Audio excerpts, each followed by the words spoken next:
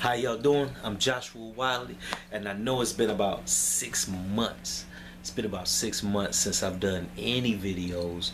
A lot has transpired. A lot has transpired, but I'm not gonna waste any time. It does. This past summer, when I decided to start teaching full time, I was gonna go into ministry full time. You know, so many things hit me and my family at once. I knew it was the enemy. I'm talking about from every angle imaginable, even even lies, but from just, you know, people talking about they getting anonymous calls, so DHS has to do background a check because they might take my kids, and even child support for my 2 older kids in Ohio. I have my kids every summer, you know, and even they came out the blue and said, well, we're gonna violate you for not paying child support this summer. I said, when I had my kids, and they're like, we didn't know you had your kids. I said, well, I've only done it for the past 9 years. And it's a good thing that they pop as they pop, because from pictures and videos from Vacation Bible School, we went to, you know, camp meeting, we went out of town like 5 times, and just from family, you know, there's too much overwhelming proof. So, you know, from that, from in our personal life, my son, I just had a son born a month and a half ago. Yes, my son, his name is Gabriel Michael Wiley. Named him. I don't know my guardian angel's name. And so I chose Gabriel, and just out of respect and love for everything I've put my guardian angel through. I can't wait to meet him one day. You know, I owe him as being a true friend. We don't get it. We really don't get it. Our angels, Lucifer, Satan, is proof that angels have the freedom to choose. So my angel helping me and ministering to me my whole life, I owe him way more than the stuff that I've put him through, you know. And of course Michael after Christ. But anyway, so that happened. And even in my problems in my physical, my health, which I'm going to talk about in the next video I'm about to record, because God, we serve an awesome God. And as all these things was piling on me, along with the everyday stresses of life itself, something hit me. I said, you know, if I'm a leader in my community in the church, and there's like 4 or 5 churches in this area that up till this past summer I was speaking at on a regular basis, and I said, if I feel alone, not as far as from relationship wise with my father, but it's just far as in the community as a church, I said, I wonder how any average member who just goes to church and just wants to worship and fellowship, if things start to have pressure on their life, I wonder how many people reach out and make a point to do this and do that. I wonder. So what I did, y'all, 4 months ago, some people, my wife and my mother kept telling me, well, my mom, she kind of liked the idea, and my wife, she already knows that there's a lot of people who look for reasons to criticize me. I'm criticized and judged heavily, which is okay, because I grew up with no family, so it doesn't matter what people really say or feel about me, and that was a blessing, you know. But I have my family now. Let me throw that in correction, you know. Me and my family, oh man, we're tight, we're super tight now. But anyway, I did a little something, and I had so many people upset with me after,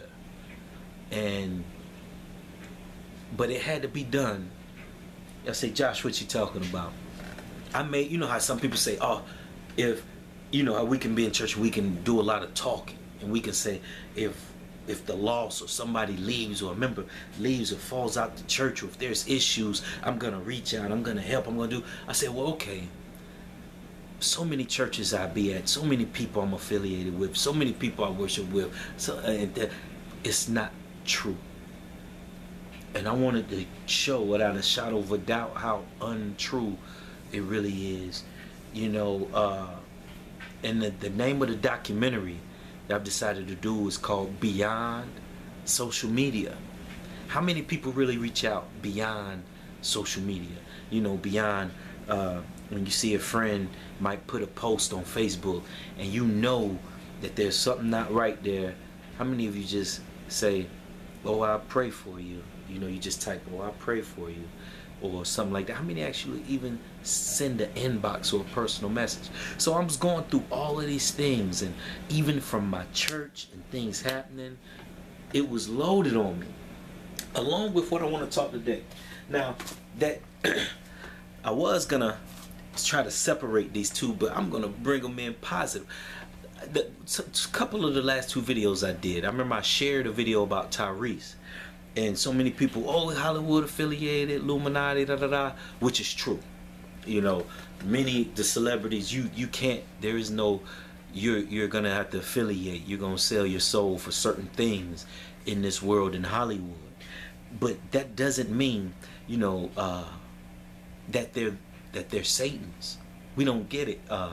Even they are deceived in thinking, oh, if I sell my soul, I can't get it back. That's not true. The only sin that God won't forgive is blasphemy against the Holy Spirit. So no matter what mistake someone makes in life, you can come back into God's arms and fold without having to make a blood sacrifice, without having to do this and that. No, God's arms is open there for you and ready for you no matter what you've done in life. That's a fact. So I posted the video with Tyrese, and it was heartbreaking, because if y'all don't realize, he has been getting persecuted. Even they was trying to take his child, and a whole bunch of other crazy stuff be going on. But this isn't about that situation, so I don't want to make this video about that. What I want to make it about is, it was heartbreaking, the responses that I got, where some people said, well, without Jesus, nothing can change anyway. I said, you know what? The Bible says, and it's clear, without God is who draws us. We can do nothing righteous of ourselves. Nothing without God. I mean, so in a sense, that's true. But I was afraid, the mentality and the spirit that I saw was that, okay, so if you have somebody who's saying there's too much negativity on TV, or there's too much negativity that we focus on, let's just try to be more positive. I'm like, wow, is that anything wrong? No, there's actually truth in that, and Bible. When the word tells us, when even Paul admonished us, he said, keep your mind on whatsoever things are true, good, pure. He's saying keep your mind on positive things. How many times have we said, by beholding, we become changed? Now let me say it again, because we don't, everyone who said, just focusing on positivity won't change nothing. Really, is that what the Bible says? The Bible says by beholding you become changed. So if I'm beholding positive things, like positive things, you know, it doesn't just have to be everybody holding hands singing songs, but it could be a positive TV show, like a cooking show, network show, anything, just something positive, you know, feel good songs, nice Christian songs, just positivity. Oh, these people, you know, I'm watching stuff about people graduating, or, you know, little young people who made it up out of certain situations in life. You know, just your mind is always on positive things. You will be a positive person. Now, I didn't say you're gonna be saved and go to heaven. Let's be clear. But you will be a positive person, because, and the reason I stressed it, and it broke my heart, because I've met so many negative Christians. I've met so many Christians who know this book forward to back, who can tell you about the four angels messages. Yes, I say four. The four angels messages, you know, the seven churches, they'll break down Daniel. But in real life, they're mean and negative people, really with nothing positive to say. And so it broke my heart in a sense to where, now I'm thinking about all of this other stuff in life is going on in me, right? So I'm thinking like, can you be a positive influence in somebody's life even if they don't want to hear nothing about Jesus? Come on, y'all. You gotta answer my question, because in my personal life, That's how I am. I was blessed to run my own business now, but just a year ago when I'm working in my factory job, so many people would be like, man, how you know all these people? You know, everybody, they used to think I was a supervisor sometimes. You know, they would come, hey Josh, how do I go? I'm like, I'm not the supervisor. But they'd be like, oh, but people would just see that I knew so many people. So many people would come to me, hey Josh, with smiles and all that. And you know what? I only spoke about Christ and God to those who would ask me. Some of you would say, oh Josh, what are you doing?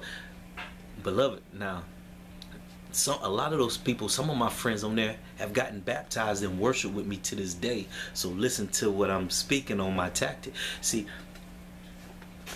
if I come at you and just start beating you in the head with this, that's all I'm gonna do. You're gonna block. You're gonna defend yourself. But if we meet and I show you that I can be a true friend in your life, a true friend, be there for you with whatever you may need. If I can be a positive person in your life outside of the church. Because, beloved, when I say outside of the church, what I really mean is that is the church. That is the church. See, too many Christians think that just throwing the Bible at people was witnessing. No. What's witnessing is, can I teach this young man on the corner how to be a positive black man, or just be a positive man, period? Can I teach him that? Even if he says, Josh, I don't want to hear nothing about your God. I'm like, okay, fine, cool, that's cool. Let's go shoot some hoops. Let's go ball a little bit. You like cutting hair? Let me show you how I trim. Of course, y'all ain't gonna say my trim. Don't look right here either, because that's pushed back. But I'm saying, can you be positive? Too many times, too many Christians, that's why a lot of Christians can't even bring their own family to church. That's why their own family and friends don't want to come worship with them. Why? Because they're negative in real life.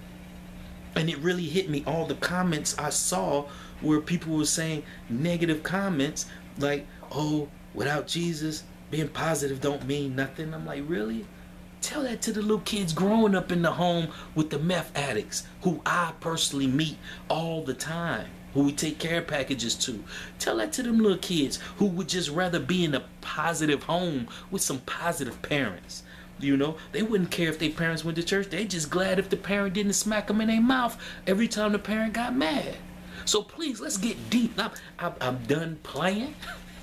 That's why I took this break. I'm done playing. I'm not sugarcoating no more, because the problem is serious, and it's a serious problem. And that's why even the documentary Beyond Social Media, you'd be surprised how many people, when they thought even old Joshua was falling out of the church, because I said, you know what, my temperament, my anger and things of that nature, I've always had these thoughts, but you know, I make sure I don't expose everything on Facebook. But you know what I said? You know, I'm gonna start exposing certain things, and some of the things I exaggerated. But I wanted to see who would reach out beyond social media, or who would just sit in their homes, read my posts, and then criticize me behind closed doors. But back to the being positive thing. I gotta end this. I wanted to put these two videos together. See, this is the thing. And all them friends I work with, I wouldn't really ever bring up Christ, right? But they know how I feel about the Lord and all that, right?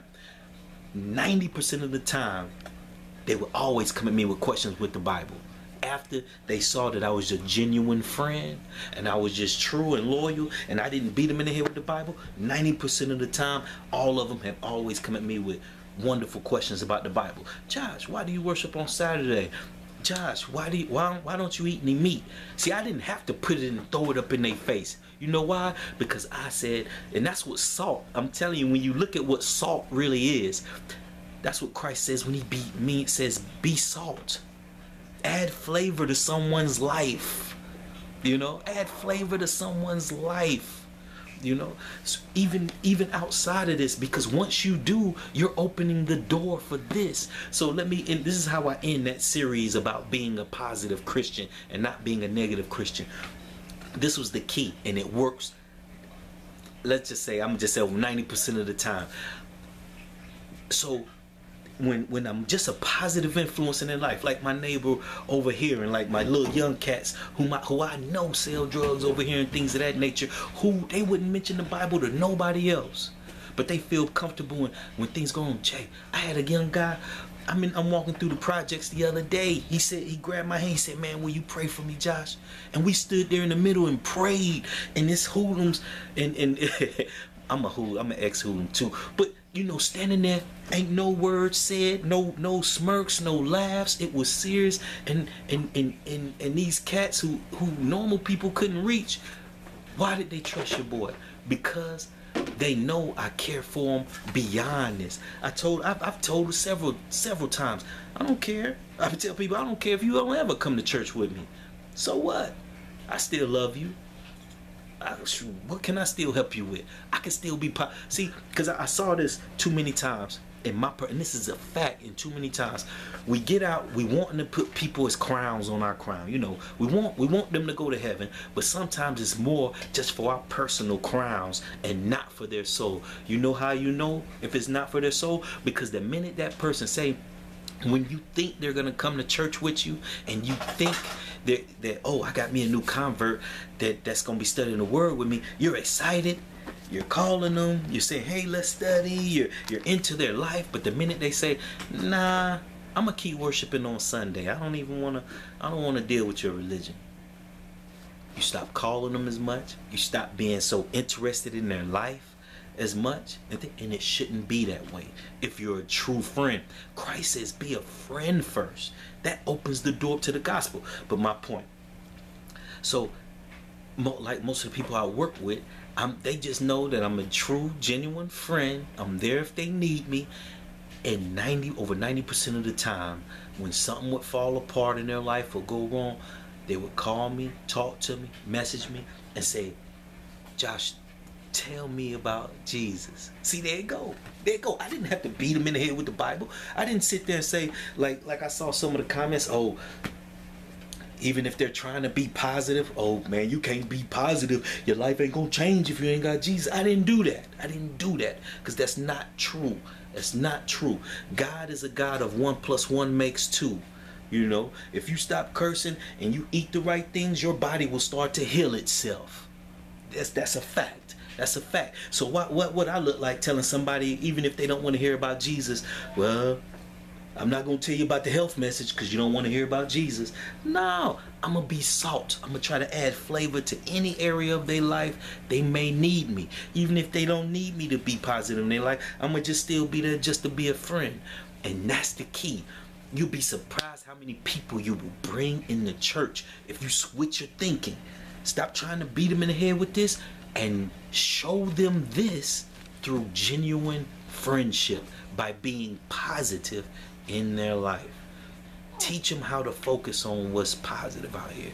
Teach them how to focus on, you know, just playing ball or do sports. And I mean, I ain't saying go fanatic crazy and things, and we can get into the deep aspect of sports, but meet people where they are. Teach them how to be salt. Show them the other beauty. Why?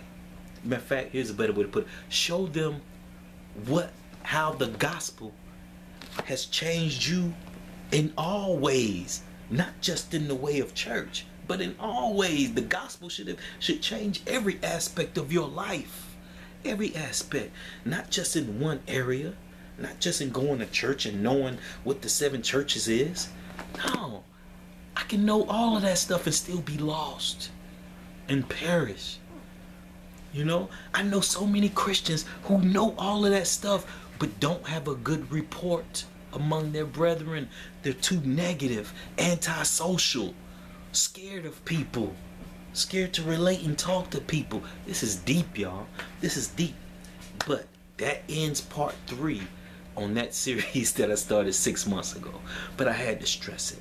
And like I said, it was a blessing because it led me to do this documentary.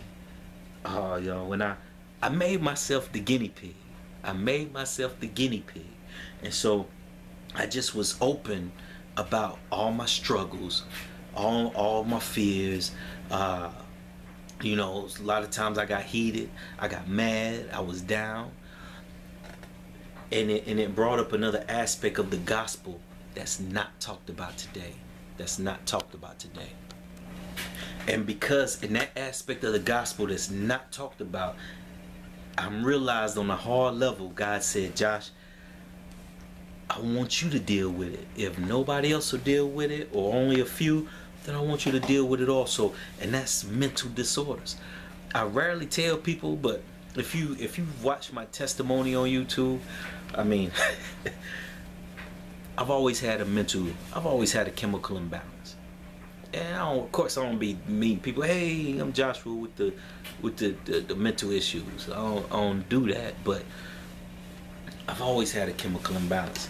And people like me who know they have a chemical imbalance, like they used to try to put me on medication when I was little, but my mom, bless her, I love my mom, she wouldn't let them put me on medications or meds or anything. So I knew that, and I've had it, and several other people like me who've had it for so long, I could even recognize when my balance gets off. You know, I know on the inside, I start hearing voices more clear. Yeah, your boy a little off, but it's all good. God uses the weak vessels, you know. But it was sad because from the stress and pressures of life, you know, a lot of people, most of my friends on Facebook did not know that I have a mental disorder, a chemical imbalance. I'm a manic depressant. Let me get real with you. I get angry, super angry. That's why I've been boxing since I was little.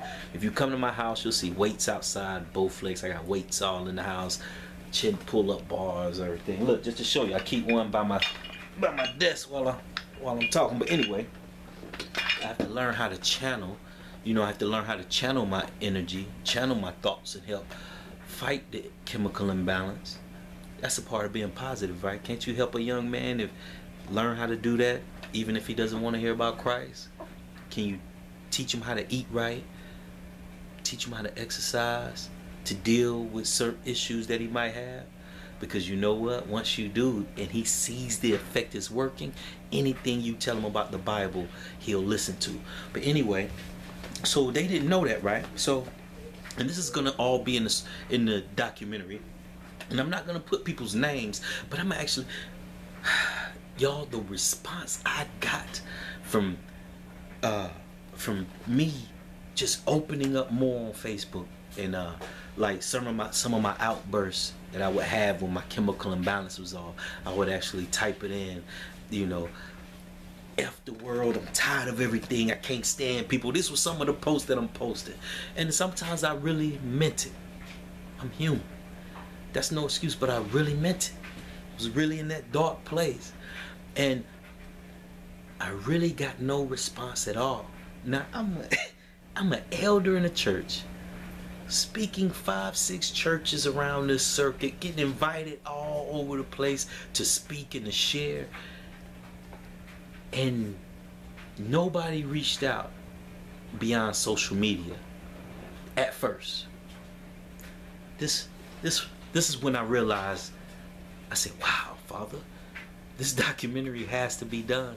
When a lot of the friends I went to prison with and was running the street with, when I first started showing signs on Facebook that something wasn't right, I kid y'all not. Now, a couple of my religious partners who are elders now, they reached out, but I grew up with them since we were little, so it wasn't like one of the members of my churches up here in the area I'm at now. All my friends, my closest friends in the street, all reached out beyond social media before anyone I went to church with.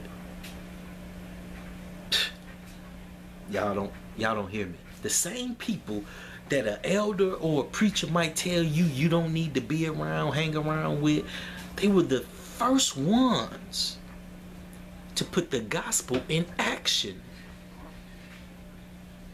I kid you not. They were the first ones sending me message after message. Josh, call me. Call me, Josh. You know, and of course they're my close friends from childhood. Even though we ran the streets and did whole bad things. You know, of course their lives have changed. We're all grown, old, holding down jobs. But they were the first ones. Josh, call me. And then when I called them, it wasn't no, what are you doing? Nah, it was, Jay, man, whatever you're going through, I got your back. I love you. What do you need? What do you need? One of my partners, he was like, man, I'm coming up there. We're just going to spend the weekend together and go clear our minds. Beloved, it was so lopsided to how it should be that's why I said this documentary has to be done. You telling me that these men who don't go to church are the ones who reach out beyond social media to make a point if they see a red flag coming from their friend? Wow. I got on my pastor, y'all. I won't say his name. I love him to death because me and him had a one-on-one close up because 2 months passed. And I told my friends, I said, man, I'm good. I said, I'm just, you know, I'm working on this documentary, so I'm being a little more open on social media, you know, and as I dealing with my chemical imbalance, my manic depressive and things of that nature. And so now remember, nobody knows that though. Nobody really knows that on Facebook and in my church and none of that. So it was so heartbreaking, the lack of response that I got from the people who I was sure would be knocking on my door, messaging my phone, inboxing my Facebook on Messenger. It was so heartbreaking. I said something and my wife said, please don't say it, because, you know, I said, baby, you know, and that's when I said, F the world, I'm tired of everything. I was fed up, tired. Now this was 3 months after throwing sign after sign, you know, that I'm not right. I even asked my pastor, a couple people, hey man, let's get up, let's do lunch or something, let's talk, you know, message me. Finally, my pastor, who's supposed to be my shepherd, but like I said, this was his first churches, so of course he gets mad leeway, and of course I love him for the simple fact, after we had this talk, he didn't try to make no excuses. He apologized and we got deep, and he said, man, this has been one of the greatest things for my ministry. Because I told him, I said, your ministry as a shepherd of the sheep starts beyond the church. I don't, you know, just because you preach a sermon and organize the board doesn't make you a shepherd at all. For he lives 15 minutes away from me. And in 5 months, y'all, 5 months, he came to my house one time to see, and the only time he came was when I finally said F everything. That was my word for word on Facebook. I said F everything. F everything. Hold on. My little man is crying. Y'all get to see him. I'm gonna pause it. I'm sure. Baby, can you come get him?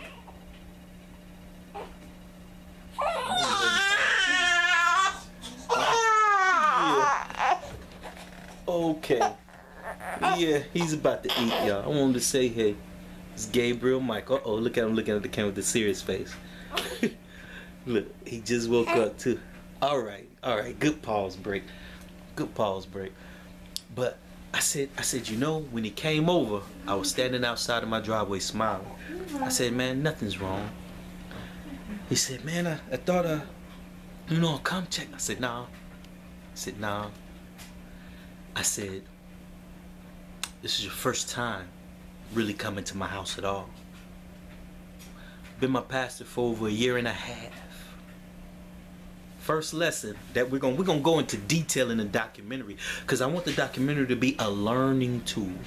First off, let's pray. Dear Heavenly Gracious Father, please, Lord, let your Holy Spirit speak, Lord, and let me move out the way. In your Son's precious name, amen. First of all, last year, I lost two friends of mine, left the church. I never messaged them. I didn't even text them. I didn't call them. I didn't check up on them. And I knew that they had started drinking a little liquor on the side. beautiful people, had 3 beautiful daughters. And in a rage one night, my friend, he shot and killed his wife 4 times. I mean, shot and killed her. So he kills her. He goes to prison. The kids lose a mom. Really, they lost both parents. Even when if he gets out, he can't be around them at all. On my route to pick up some inventory for my business, a couple months later, I had to drive past their house in the country once a week. Every week, it was like a stab to my heart that I did nothing. But yet and still, I call myself their friend. I see him in church and I said, that's my brother, that's my sister. I wasn't at all. I wasn't at all. How many times do you do that? Say, yeah, at Sabbath while you're dressed up, it's good to say, hey, brother, hey, sister, hey. Are you really a true brother or sister? God is going to ask us all that question. So this documentary was big to me. So people, man, you'd be surprised how many people, when I let them know about the documentary, actually got upset and are friends with me to this day. I'm gonna get into that. But so I told him, I said, this was a learning tool. I want to use this as a learning tool and also a wake-up call to others that, hey, we can talk a good talk, but we really don't walk the walk at all beyond social media. We think because we put some scriptures on Facebook or type somebody out praying for you that's it. No, Jesus did way more in the mud, next door to door, not in the home with the person than he ever did preaching. That's a fact. What did John say? He said if we could write down all the works and acts that Christ did, there would not be enough books in the world to hold them. But back to what I was telling him, I said, this is your first time really at my house in a year and a half. I'm your elder. You're my shepherd. I said, I've been throwing out signals. I've been texting you saying, hey, let's get up. And it took you 5 months to come to my house. I said, what if, just like the situation with my 2 friends who end up, one going to prison and one getting killed. I said, what if the house really was on fire? You're seeing smoke all these months. I said, by the time you got here, it would have been too late. It would have been too late. Is that a true shepherd? No, because guess what? Your Christianity should reach beyond the building. Should reach beyond social media. And so, like I was telling some other elders the other day, if you're an elder, there is no difference in the Bible between an elder and a pastor. Let's get that straight. The only difference today is one gets a check, But I said, if you haven't been to all of your members' homes to actually see how they live and to see if there's any needs or any things that you could help them with as a friend, then you're not being a shepherd at all. No ifs, ands, or buts. And so to make a long story short, as time goes on, because like I said, the response was major. Of course, my family, like my aunts, my uncle, my grandma, of course they were there reaching out. But the ones in the church who I was sure would reach out never did. There was one example that I'm gonna put in the documentary. Close friend. I considered him a close friend. Now he said something to me about, because I mentioned on a post about boxing. I've been boxing since I was little, and I said, yeah, we all got certain things. You might not agree with sports, but I love the exercise of it and the discipline, and so we had that little talk, and but like he liked to drive, 4-wheelers, things of that nature, which I would never do, because I had a friend actually get caught up with barbed wire and almost lost a head with a 4-wheeler, and another friend flipped over, almost got crushed. So I'm like, ooh, the dangerous level is almost pretty much, and I said, but that's not my place to even look at you any different if that's what you love to do, but through this whole time, right? I'm throwing up red flags, saying this, you know, nobody knows I have a mental, my chemical imbalance, whatever. And not to just you throw that in there as an excuse. I'm gonna bring that up in a second. But I said, when they found out about the documentary, and that I was just being open because I wanted to see who would actually reach out to me, because I know if I have couple million views on YouTube and I preach at all these churches, have a public access TV show, comes on 4 nights a week in over 1 million homes in Nashville, Tennessee, and I can barely get anybody in the church to reach out beyond social media. Can you imagine the little guy in the other guy, not the little guy, the other guy in the pew, the regular member, you know, who doesn't hold the position? If they start to, you know, of course they're not gonna have nobody come to their aid or check on them, you know, and so that's why I said it's a serious problem. It's a serious problem. And so I said, you know, it's funny, when he found out the truth, he sent me a message, had to take him like 20-30 minutes to write. I said, you know, you would spend 20 minutes criticizing me and rebuking me, but you couldn't spend 5 minutes to just say, Josh, are you all right? I love you. What's going on? Man, y'all don't hear me. He's an elder in his church. You would spend 20 to 30 minutes criticizing and pointing the finger, but you couldn't spend 5 minutes when I'm throwing out when you see the smoke and I'm throwing out the signs. You couldn't spend 5 minutes to just say, Josh, I love you, man. What's going on with you? Beloved, y'all would be surprised how many of the leaders did that. And when I called them out on it, I had another one. This other one lives 5 minutes away from me because they use my products, my electronics that I sell. They use my products. I've been in their home and everything. Now, if there's something wrong with the product, Josh, yeah. But when I'm throwing the red flags, it was nothing.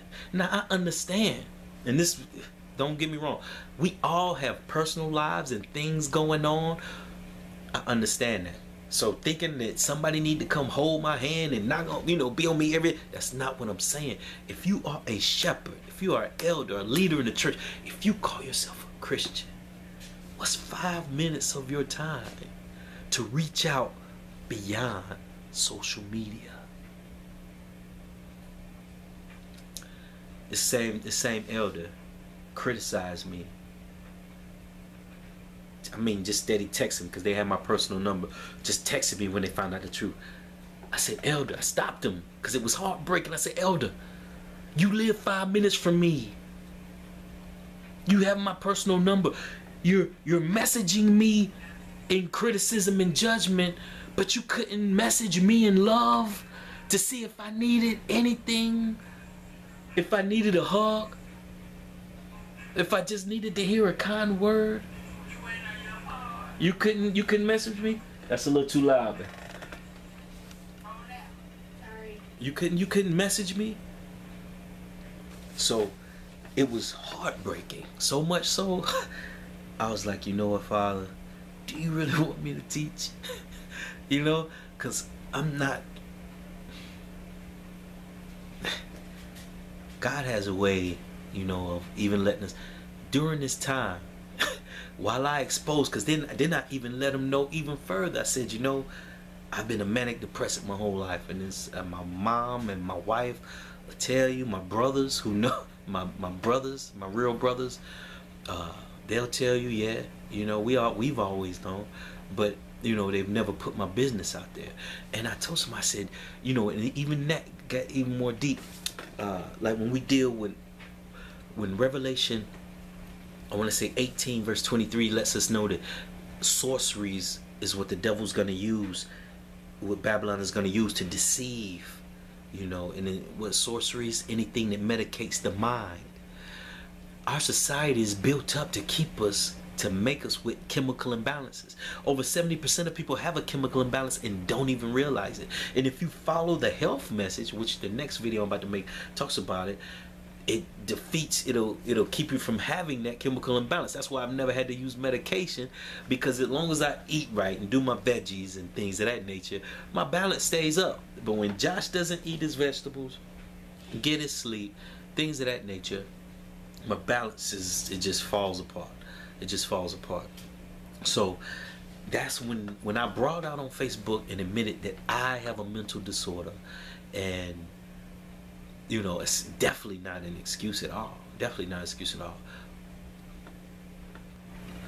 But when I spoke on it and actually shared it, and this is even after me ranting and venting, the response was so overwhelming of people asking me to start a church. I said, no, I'm not starting no church. I'm not starting a church. But just the response of people saying, Josh, I want to worship with you. Where do you worship? Can we come worship with you? Because and I just realized so many people are used to leadership not making themselves vulnerable, making themselves perceived to be without any problems or any issues, and almost a holier than thou or up on a pedestal. But here I come. I kicked off the pedestal they tried to put me on and said, look, I'm a sinner just like you. My struggles and my fears are real, and I wrestle with this, and this is what I wrestle with, and we need help. Let's reach out. Let's be a true family. If you're gonna call me your brother or your sister, and I call you my sister, let's really be family, you know. And the response has been overwhelming, and so I'm like, yeah. I said I'm gonna keep teaching, you know. And if one day God decides, hey, Josh, going to start another church, I will. You know, I definitely will, whatever God leads. But this has been humbling for me, and so much so that's why even this was a part of it too. I was like, you know what?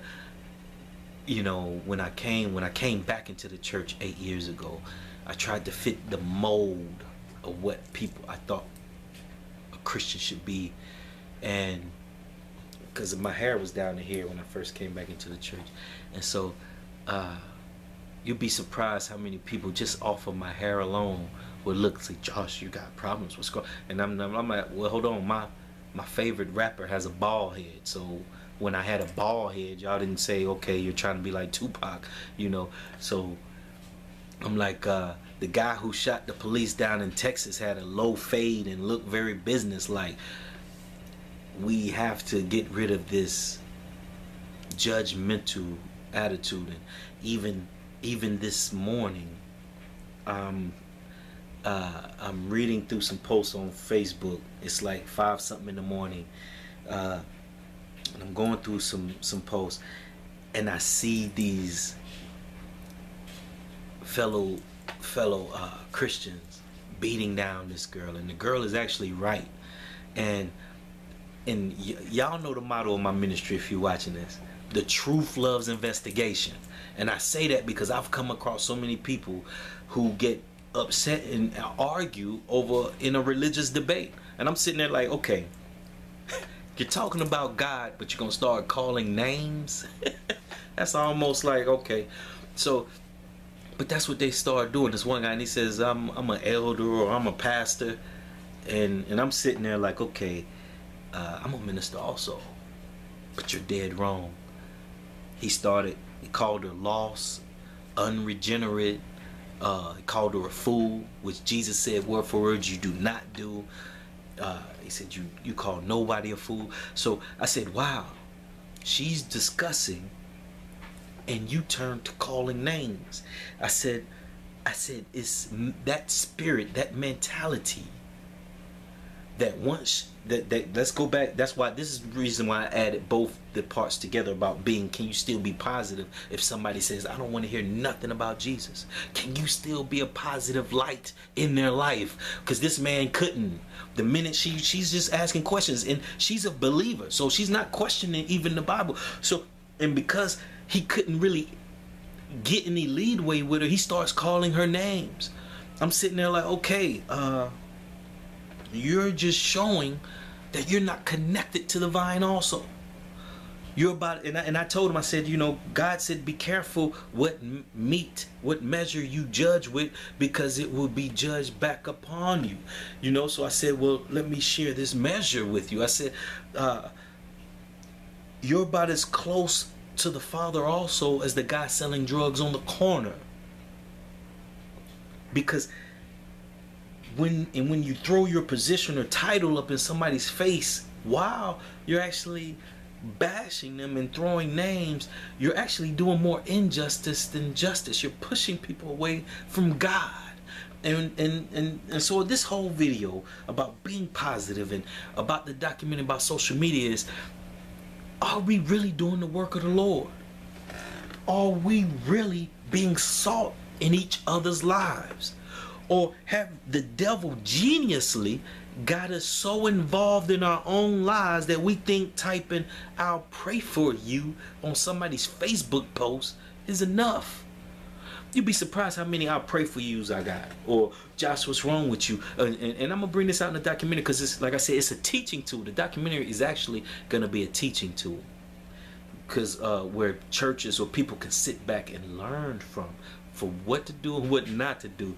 Like, I would have people actually, we're going to show, like, when you're dealing with, because most of our life is wrapped around social media, so we need a witnessing tool on how should we come on across on social media. Like, if somebody has a red flag, right, somebody who you know is just going through some things, having problems, and they write something on a post, one thing you don't do is put on the post where everybody can see what's wrong with you.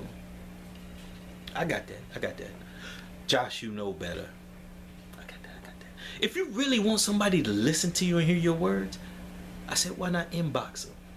Hey, man, what's up, man? I love you. What's going on? You'll be surprised. Josh, you're just throwing a tantrum like a little kid. I got that. And it's crazy because these were the same people. If I would have had the same thoughts, now think about it. If I would have had the same thoughts, same strokes going on my head, but I just didn't post them, they would have me on the pedestal. Oh, I tell you, that boy Josh, I tell you, I love to listen to his sermons. He's a great guy. Righteous, holy. That boy, I tell you. No. But they were the first ones to criticize me. So you know what it was? This is the truth. So because I can entertain you with a good sermon or a good Bible study, doesn't really mean that you love me as a friend. Because when you feel or you're afraid that I'm not here to entertain you anymore, then it's my feelings and how I feel is thrown out the door. Some of you, even on here, I posted a little video the other day, and one young guy said, "Oh, Josh, it's finally good to have you back." Man, that makes me feel good. I could not share it with y'all. And I told my wife and my mom, I said, I can't share it with my friends on YouTube. I have some wonderful friends on YouTube. I kid y'all not, man. And I'm going to throw that in the video. I could not share it with y'all because I couldn't even play around like that with y'all, because I have a lot of friends on here, and y'all know who you are. You know, mothers who let their sons watch me, and Shelly, I'm talking about you. I think his post is YG, and so many others, Nat, and so many people that I love, that I've just strictly met through on here. I know the response would have been way different. I know it would have been way different. But so, and it's been a while, and like I said, it's been a while since I posted, but like I said, y'all, it's so heartbreaking. And I've had so many of my friends, even I had a lesbian couple ask me the other day. They're married. They said, can we start Bible studies in our home? They know how I feel about the word, and they know I'm not gonna sugarcoat it. Of course I'll use tact, but I'm not gonna hide the fact when it says woman with woman is an abomination. They know these things. And I said, well, why would you want with me? And she said, because I know you personally, and I know you love us. I've taken her daughter to church with me a couple times, like, honestly. And so she said, I want to study the Bible with you because I know you personally. Come on, y'all. We're almost at the end.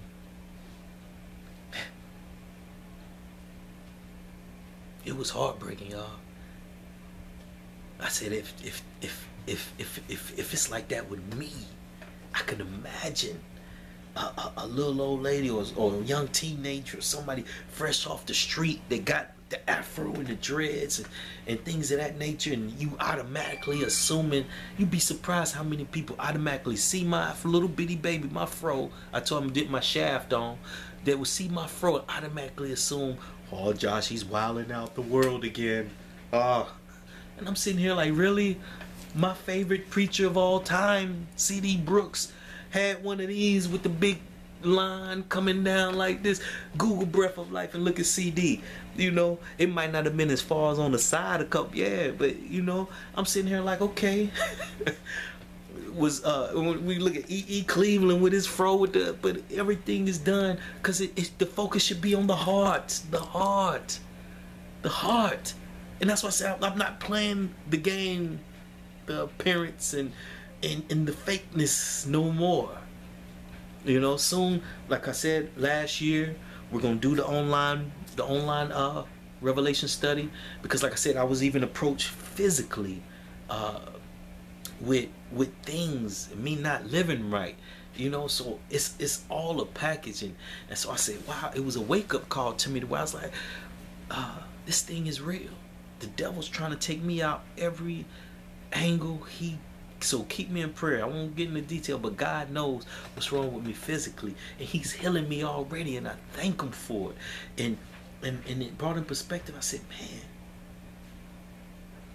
if I die today, how many people did I really reach?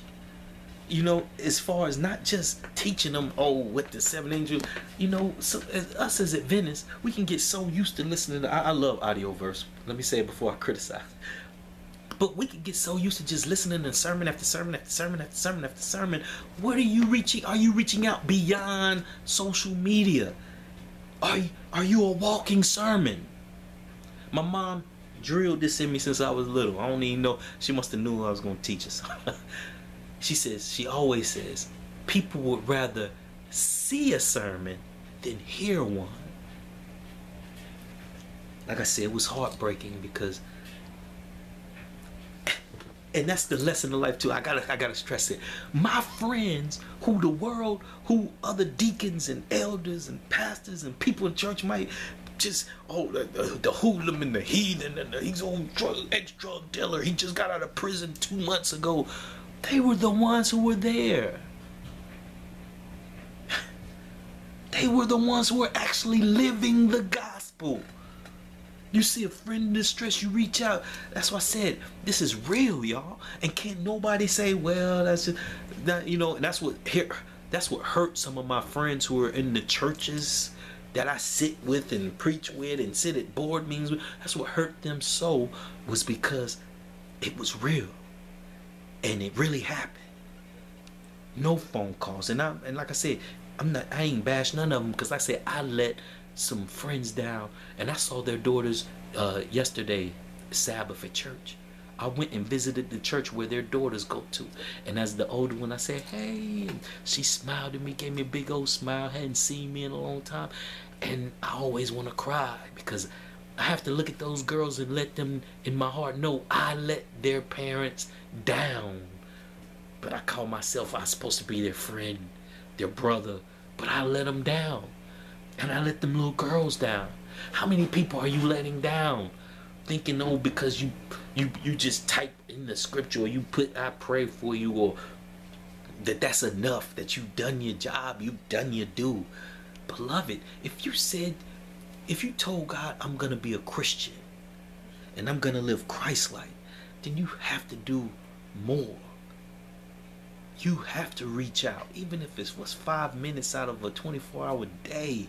What's sending? And look, and in the documentary, we're gonna talk about the different tactics. I had some people reach out in a mess. Look, one of my friends, and I told him, I laughed, and I said, "Look, man, I know you mean well, but his word, he inboxed me. Any inbox, like a personal message, is reaching out beyond, because you sending a personal message, right? But he inboxed me and he said, man, what happened to you? I started laughing like, wow. I even told him, I said, yo, is that how you, I said, that's your first words to somebody who's straying or lost? What happened to you? I said, look, brother, I said, I told him what was going on. I said, look, I would never hear not one word you ever had to say to me after that if I read that. I said, man, you have to pray for tact. I said, you're the last person that should talk to somebody who's lost and not in the church. I said, you're the last person. You know, that's crazy. But that's why in the documentary we're gonna show different tactics of what. Man, I had some people who wasn't, like I said, wasn't in the church at all, and you know, I'm gonna say her name. One of my good friends, Tracy Hall. Right when I first started throwing smoke up, she said, "I just wanted you to know I love you, thinking about you." That was golden. That holds more weight and goes more than anybody ever just pointing their finger at somebody who might be straying. You know, too many times as Christians, that's why I said we need to learn tact. And so the documentary is going to be a learning tool where me and a couple of others, we're going to sit down, we're going to break down the different tactics to use, what to say, what not to say, because this is happening every day around the world, and we're losing people. Why you think the church in North America is like this? I felt embarrassed at the World Congress. All the countries, millions here, millions there, millions here. The only reason why we can boast that we just hit 1 million is because of the Hispanic community in the Adventist church. This is real. This is real. The Hispanic community is growing by leaps and bounds because you know what? They believe in beyond the building. We have to go beyond the building. As a shepherd, as a leader, you have to take your ministry beyond the building. And we have to go beyond social media. We have to get knee deep, elbow to elbow with each other. Paul, perfect example, then I'll close it. Paul could have been anything. This man studied under some of the greatest teachers in Israel's history. But he was a tent maker. Why? Because tent makers was where the common man was at.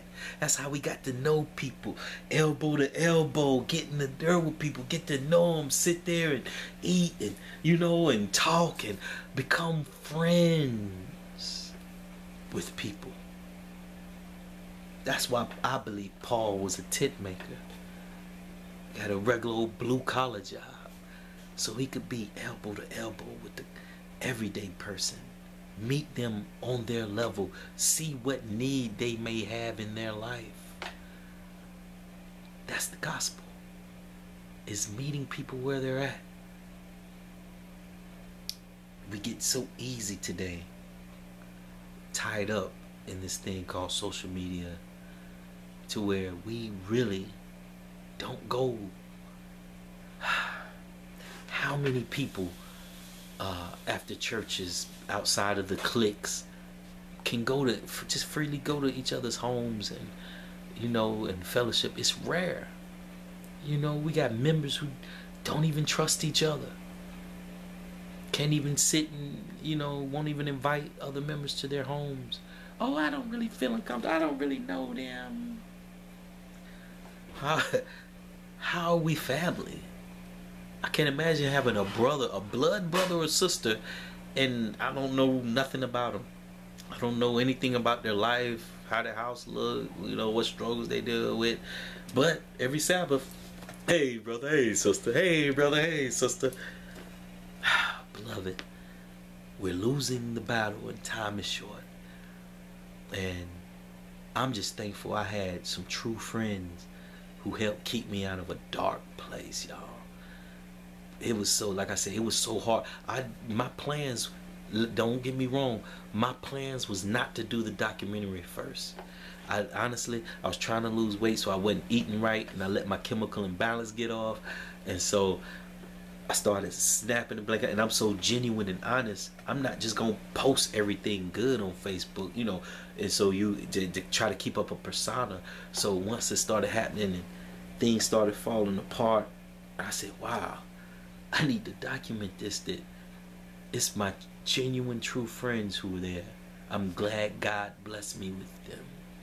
And so I thank y'all. It's good to be back, you know. There's things coming up in store. Definitely keep me in prayer, y'all. You talking about mental disorders and sinning? Some of us can't stop sinning because of a mental disorder we may have, and we might not even know it. Do you think the enemy wants you to know that? Nah, he doesn't. Keep me in prayer, y'all. Let's move forward and pray that the documentary is finished and done with the love of God, that people can truly learn from it, and we can save souls. That's the aim. Our aim isn't to be famous, to be a famous YouTuber, or to teach you everything in here. My aim is for all of us to be there. Y'all have a good one.